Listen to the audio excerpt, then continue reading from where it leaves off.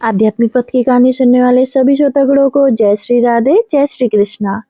कुंभ मेला कहानी होने के साथ साथ धर्म से जोड़ने वाली धार्मिक कहानी भी है।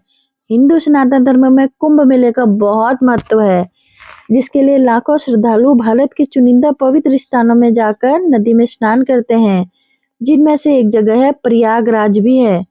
प्रयागराज में इस वर्ष भव्य मेले का आयोजन होने वाला था, जिसके लिए भक्तों का तांता लगा हुआ था। और उन्हीं भक्तों के बीच एक विदेशी महिला भी थी, जो कि केवल घूमने के उद्देश्य से कुंभ मेला में सम्मिलित हुई थी। लेकिन उसे क्या पता कि इस कुंभ मेले में उसका जीवन ही बदल जाएगा। महिला का नाम था डायना। वह विदेश संस्कृति में पली बढ़ी और वहीं उसने शादी करके अपना परिवार बसाया।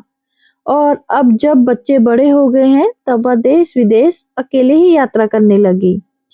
इस बार वह प्रयागराज आ चुकी थी। डायना ने प्रयागराज पहुंचने से पहले होटल में कमरा बुक कर दिया था, इसलिए पहुंचते ही उसे कमरा मिल जाता है। डायना नहाकर तैयार हो जाती है और होटल में नाश्ता करने के बाद अपना कैमरा लेकर कुंभ मेले में शामिल होने के लिए निकल पड़ती है। लेकिन प्रयागराज के रास्तों पे श्रद्धालुओं का झुंड लगा हुआ था। भीड़ देखकर डायना आगे जाने की हिम्मत नहीं कर पा रही थी। अचानक डायना को एक अघोरी दिखाई देते हैं, जो अर्धनग्न अवस्था में सफेद विभूति से लगे हुए दिखाई दे रहे थे। डायना को उन्हें देखकर उनकी फोटो खींचने का विचार आता है। वह अघोरी के पास पहुंच जाती है और अपना कैमरा चालू करके उनके सामने खड़ी हो जाती है। और जैसे ही वह फोटो खींचती है, वह आश्चर्यचकित हो जाती है, क्योंकि अघोरी कैमरे से दिखाई नहीं दे रहे होते हैं। डायना कुछ अंदाजे से कुछ फोटो खींचती है, लेकिन अघोरी का प्रतिबिंब फोटो में नजर ही नहीं आता। डायना को लगता है कि उसके कैमरे में कोई खराबी हो गई है, इसलिए वह चेक करने के लिए कुछ आने जाने वाले लोगों की भी तस्वीर खींचती है, लेकिन उनकी तस्वीर साफ साफ दिखाई दे रही होती है। तो फिर अघोरी में ऐसा क्या था जो उसकी तस्वीर नहीं आ रही थी? डायना अघोरी के पास जाकर उनसे बात करना चाहती थी, लेकिन अघोरी भक्तों की भीड़ में आगे बढ़ते जाते हैं। डायना भी उनका पीछा करने लगती है और धीरे धीरे धीरे आगे बढ़ती जाती है। डायना को अघोरी रहस्यमयी लगने लगे थे। वह उनके बारे में जानने के लिए और उत्सुक थी। थोड़ा दूर चलते ही डायना का पैर फंस जाता है और वह गिर जाती है। और जैसे ही उठकर खड़ी होती है, तो देखती है कि अघोरी उसकी आंखों से ओझल हो चुके थे। उसे बहुत बुरा लगता है, क्योंकि उसने आज तक इतना रहस्यमय इंसान नहीं देखा था। तभी डायना उसी दिशा में चारों तरफ देखते हुए आगे बढ़ती रहती है। कुंभ मेला अपने आकार बढ़ाते जा रहा था। श्रद्धालु नदी के घाटों पर अपना डेरा जमा चुके थे। डायना भी संभलते हुए गंगा नदी के घाट पर आ जाती है। चारों तरफ लोग ही लोग दिखाई दे रहे थे, लेकिन डायना की नजर तो सिर्फ अघोरी को ही ढूंढ रही थी। तभी किस्मत से डायना को अघोरी फिर से नजर आते हैं, लेकिन वह नदी के दूसरी तरफ एक पत्थर पर बैठे हुए थे। डायना अपने बगल में खड़े एक व्यक्ति से अघोरी की तरफ इशारा करके कहती है कि वह बाबा वहां कैसे पहुंचे, लेकिन उस व्यक्ति को वहां कोई नजर ही नहीं आ रहा था। वह डायना को अनसुना करके वहां से चला जाता है। डायना नदी के दूसरी तरफ जाना चाहती थी, इसलिए वह एक नाव को किराए पर लेती है और उस पर बैठकर नदी के दूसरे किनारे पहुंच जाती है और उसी पत्थर के पास पहुंच जाती है जहां अघोरी बैठे हुए थे। अघोरी ने अपनी आंखें बंद कर रखी थी और ध्यान में मग्न थे।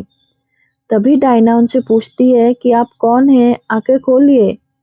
अचानक अघोरी अपनी आंखें खोलते हैं और उन्हें देखते ही डायना डर जाती है, क्योंकि उनकी आंखें सुर्ख लाल दिखाई दे रही थी।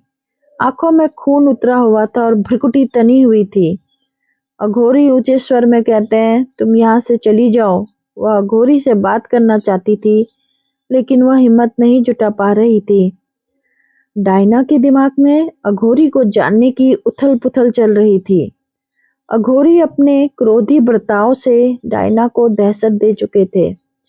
डायना अघोरी के सामने बैठ जाती और कहती है, जब तक आप अपने बारे में कुछ नहीं बताएंगे, मैं यहाँ से नहीं जाऊंगी।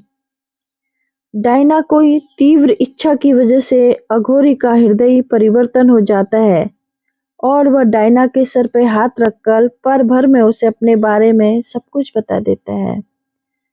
डायना आंखें खोलती है और वह शून्य हो जाती है।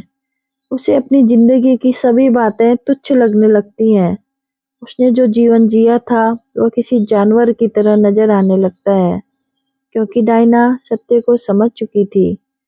डायना ने अघोरी की शक्ति से देख लिया था कि और भी खूबसूरत जीवन है जिससे हमें वंचित है, और अब डायना भी वह पाना चाहती थी। डायना अघोरी के पैरों पर गिर जाती है और उन्हें कहती है कि आप मुझे भी अपनी तरह बना दीजिए।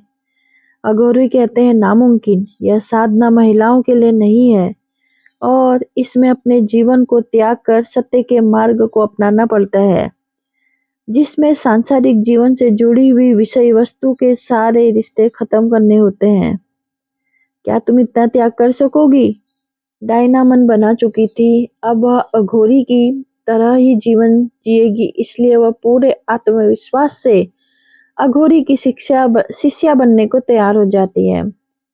अघोरी कोई इंसान नहीं बल्कि एक शक्ति थे। वह किसी भी तरह के वातावरण में रहने में सक्षम थे, लेकिन डायना तो एक साधारण महिला है। वह इनके साथ साधना करने योग्य नहीं थी, इसलिए वह डायना के लिए उन्हीं पत्थरों के बीच में अपनी चमत्कारिक शक्ति से एक छोटी सी गुफा का निर्माण कर देते हैं और डायना के वस्त्रों को बदलकर उसे वैराग्य की वेशभूषा में ले आते हैं। और जैसे ही डायना पत्थर के ऊपर साधना के लिए बैठती है, तो नदी के दूसरी तरफ कुछ लोगों को डायना एक देवी रूप में नजर आने लगती है और कुंभ मेला में शामिल भक्त डायना के दर्शन करने के लिए उतावले हो जाते हैं। एक के बाद एक कई नावें नदी के पार करके दूसरी तरफ पहुंच जाती हैं। श्रद्धालुओं की भीड़ डायना की गुफा की तरफ बढ़ने लगती है। अचानक डायना की आंख खुलती है तो अघोरी उसके सामने से गायब हो चुके थे और बहुत से लोग हाथ जोड़कर सामने खड़े हुए थे। डायना को समझ ही नहीं आता कि वह इतनी महान कैसे बन गई। लोग उसे एक देवी समझने लगे, जबकि वह तो एक साधारण महिला थी। लेकिन यही कुंभ मेले का प्रताप था जिसने डायना का जीवन बदल दिया और उसकी बेरंग जिंदगी में भक्ति का रंग घोल दिया। दोस्तों, अगर आपको ये कहानी अच्छी लगी तो कमेंट बॉक्स में जय श्री कृष्णा और जय श्री राधे जरूर लिखिएगा और चैनल को सब्सक्राइब, लाइक और कमेंट जरूर कीजिएगा।